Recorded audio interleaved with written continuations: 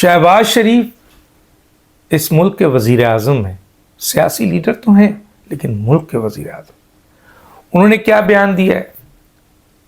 उन्होंने बयान दिया है कि भारत को अगर वो पीछे ना छोड़ दें तो उनका नाम शहबाज शरीफ नहीं है। पाकिस्तान की सियासत में इसको सियासी बयान भी कह रहे हैं लोग, इसको मज़ाक़ा ख़ेज़ बयान भी कह रहे हैं, क्योंकि ये इस मुल्क के वज़ीर आज़म है।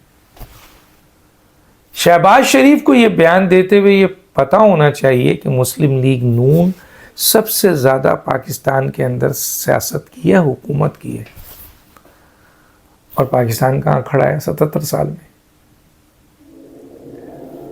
तो ये जो इतनी बड़ी चैलेंज है भारत को, क्या भारत का जो वज़ीर आज़म है वो परेशान हो गया?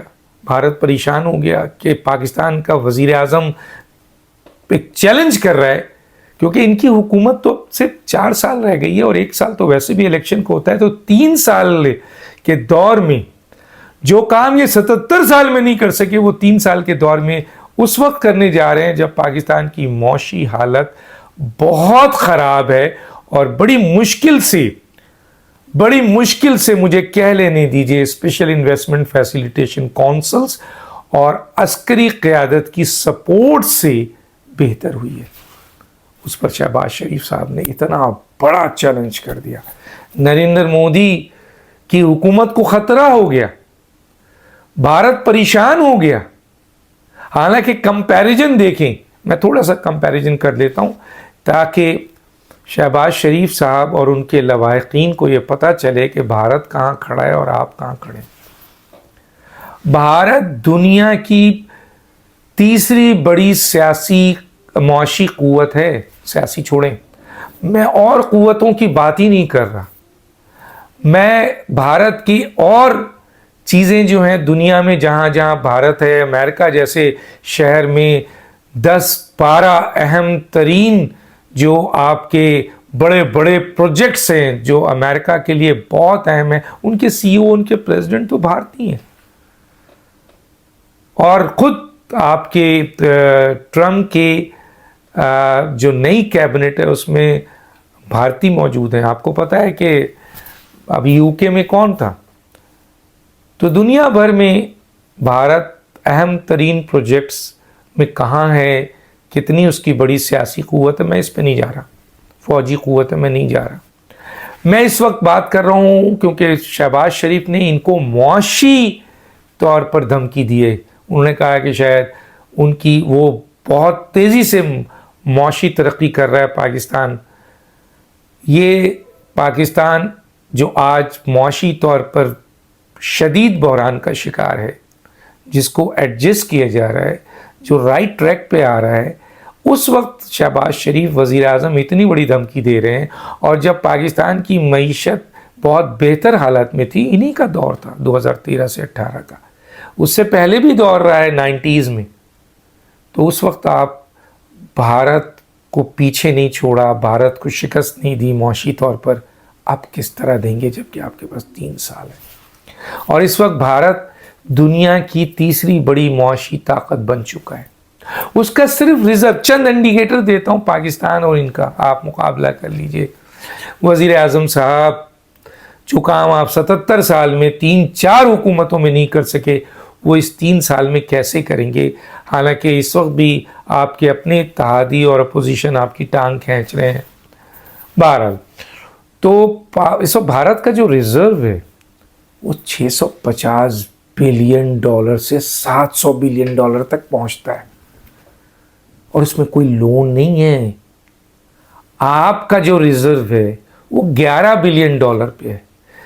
कमर्शियल बैंकों का मिला लें तो 15 तक चला जाता है, और 11 बिलियन में आप लोन ही लोन पे हैं कि अगर सऊदी अरब है, चाइना है, यूएई है, कतर है, अपने पैसे निकाल ले तो आपका तो रिज़र्व ज़ीरो हो जाएगा।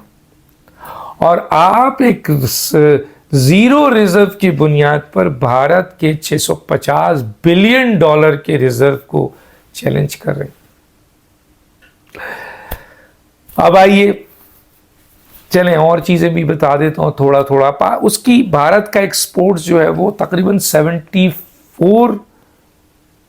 75 بلین ڈالر کا ہے تقریباً, اور آپ کا ابھی اضافہ ہوا ہے 30 تک پہنچا ہے. ٹریڈ ڈیفیسٹ آپ ان کا 22 کے قریب ہے, بلکہ 18 تک آتا ہے, آپ کا 27 اور 29 تک جاتا ہے. جی ڈی پی وہ 6.7 پہ کھڑے ہوئے ہیں, اور آپ 2.5 پہ بڑی محنت کر کے آئے ہیں, ابھی 1.9 سم تھنگ تھا. انفلیشن ریٹ ان کا 4.3 کافی عرصے سے ہے, آپ کا 29 تھا, بڑی محنت کی, چلیں آپ کے بقول 4.1 آپ کا ہو گیا ہے. حالانکہ عوامی لیول پر جب جائیے تو ایوریج ایسا نظر نہیں آتا ہے, پھر بھی مان لیتے ہیں. ان امپلائمنٹ ان کی 1.5 ارب کی آبادی میں 6.5 ہے, آپ کی 25 کروڑ آبادی میں بھی 6.5 ہے. ڈالر ریٹس ان کا 85-86 ہے, آپ کا تو بتائیے ڈالر ریٹ 278-80 تک پہنچا ہوا ہے. انٹرسٹ ریٹ ان کا 6.5 ہے کافی عرصے سے, آپ 24 سے گرتے گرتے 12-13 پہ آ گئے. ریمیٹنسز ان کی 129 بلین ڈالر ہے, آپ کی ابھی حالیہ بڑی محنت کر کے 30 بلین ڈالرز ہوئی ہے. تو یہ فرق چند میں نے انڈیکیٹرز آپ کو شو کیا ہے, بہت تفصیل سے میں بتا سکتا ہوں لیکن ویلاگ مجھے چھوٹا کرنا ہے. 77 سال میں آپ بھارت کو معاشی طور پر بیٹ نہیں کر سکے, اور بھارت مسلسل اوپر جاتا رہا نا کہ 1.5 ارب کی آبادی ہے, بہت غربت ہے وہاں, لیکن اس کے باوجود وہاں کی اکانومی, میں ابھی اگر بزنس پہ چلا جاؤں, دوسری چیزوں پہ چلا جاؤں تو آپ کی آنکھیں کھل جائیں. لیکن ان چند انڈیکیٹرز کو آپ کے سامنے رکھنا تھا شہباز شریف صاحب, کہ ان کو حاصل کرنے کے لیے 650-700 بلین ڈالر آپ 3 سال میں, جو 77 سال میں نہیں کم کر سکے, 3 سال میں کر لیں گے آپ. تو اس قسم کے بیانات جن کو لوگ مذاقہ خیز بیان کہتے ہیں, اور جب وزیر اعظم آپ چلیں سیاسی طور پر کہ میں اس کا پیٹ پھاڑ دوں گا, اس کو گردن میں رکھ کے لڑاؤں, اور وہ سب چیزیں ختم ہو جاتی ہے, لیکن خدا کے لیے یہ اسٹیٹمنٹ پوری دنیا میں جاتا ہے. آپ وزیر اعظم ہیں, یقیناً بھارت کے ہاں بھی گیا ہوگا, IMF نے بھی سنا ہوگا, ورلڈ بینک نے بھی سنا ہوگا, ایشین ترقیاتی بینک نے بھی سنا ہوگا, امریکہ نے بھی سنا ہوگا, کئی دنیا کے ممالک نے سنا ہوگا کہ پاکستان جو دنیا کی 24-25ویں معاشی طاقت کے طور پر نظر آتی ہے, وہ دنیا کی تیسری بڑی معیشت کو کہہ رہی ہے کہ ہم چند دنوں میں گرا دیں گے. یہ نہ صرف مذاقہ خیز بیان ہے, بلکہ اس طرح کے بیانات سے یقیناً وزیر اعظم کی اس پوزیشن کی کریڈیبلٹی کو پر سوال اٹھتا ہے. دانش کو یاد دیجیے. اللہ حافظ.